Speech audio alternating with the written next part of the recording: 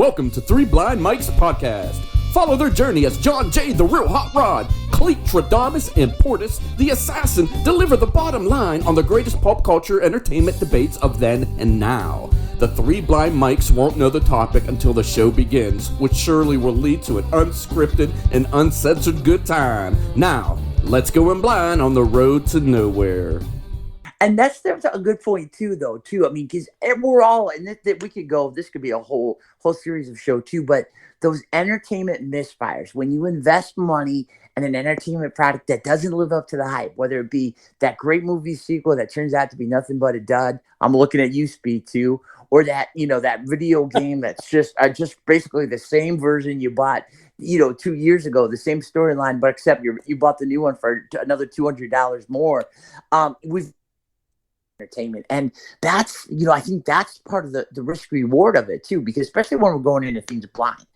If you're going into things,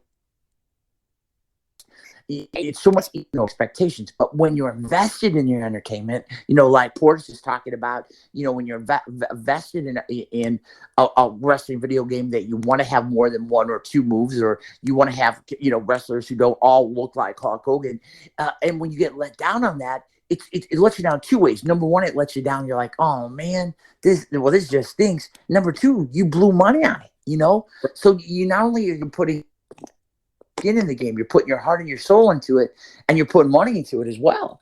And I mean, everyone in America can relate to entertainment that lets them down. But that's part of the gamble that you take. Yeah, I would say that. See, now I'm having an Evan Williams moment because I cannot. What am I about to say? Okay, you guys talk, and I'm going to try and remember. But yeah. So let's kind of talk about that too. What if anything? What is the greatest entertainment disappointment, Hot Rod? Whether it be video games across the board that you can remember, where something your anticipation from your youth, when you were a kid, your anticipation was so high, you were counting down the days till this came out, or you could go see this movie or pick up this album. What let you down more than anything else, would you say, in your lifetime of consuming entertainment? Hey, Damus, can I get? I remembered what I was going to say. All right, hit us up. What you got? Let me get my little, and then you can talk to My thing is the one thing that they haven't been able to really, I guess, is the live performance. So that is why all of these artists today, Rolling Stones, they're 85 years old. They're going out with a walker and a cane and all that. Charging $2,000. Right? Yeah, because they can't. That's something that they can't reproduce. You have to. That's a live event. Yeah, exactly. Yeah, absolutely, Portis. Yeah, and it goes back to what Cece was talking about. That transports you instantaneously, that nostalgia back to your youth. And no matter how bad the product is. Yeah, all of our heroes on this they're dying. They're going away. Yeah. So this might be the last time you get to see, Paul McCartney and his band, or you get to exactly. Amen. And all three of those guys playing, or how many are together? Absolutely. That's why you see Bruce Springsteen charging $6,000 for pit tickets for his latest tour, because every fan is exactly like what thinking, exactly like saying, this might be my last time to see Bruce. And Bruce has them over a barrel. He can charge whatever they want. All right, yeah, your biggest entertainment letdown of all time. Oh, me? Yeah, Jay, hit us up. Oh, okay. Yeah, are you paying attention to the show? I mean, that's one of the really important. Or is Evan Williams taking you to another place? You know what? Important byproducts of this is that you participate. Thanks. Yeah. I'm back. I'm back with the show. Okay, so I have two subjects. One is WWF/WWE. Okay.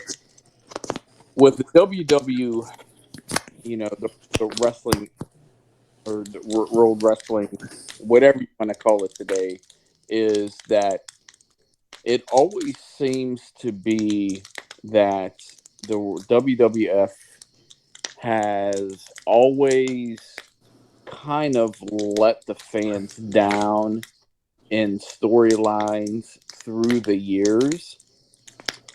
But as a consumer of the product, is that I have always stayed with the WWF/WWE through the years because Of your one of the things loyalty. they do, right, there's a loyalty there, but there's always a factor that they know how to get you back into the storylines of the WWF, whatever going on at the time.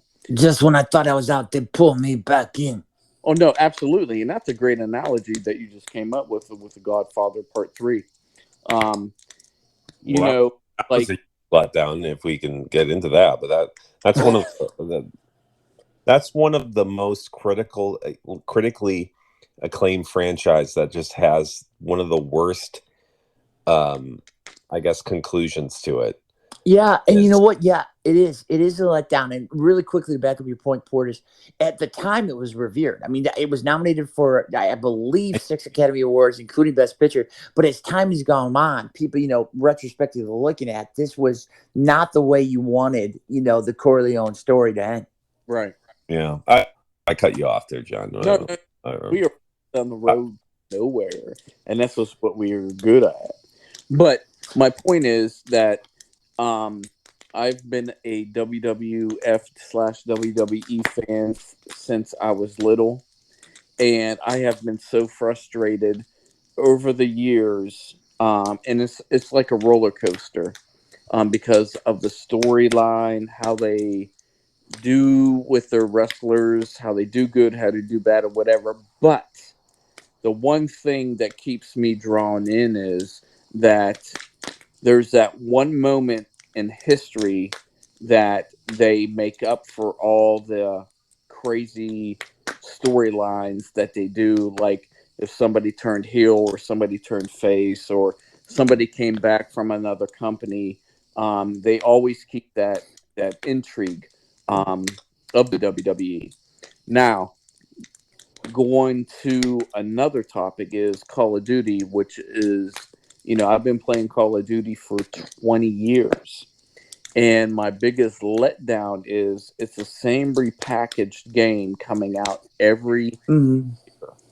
But it's the same situation as the WWE is that, they keep you hooked because every year they come up with a little piece of something that might be a little bit different to keep you hooked and entertained, to keep playing the game over and over and over.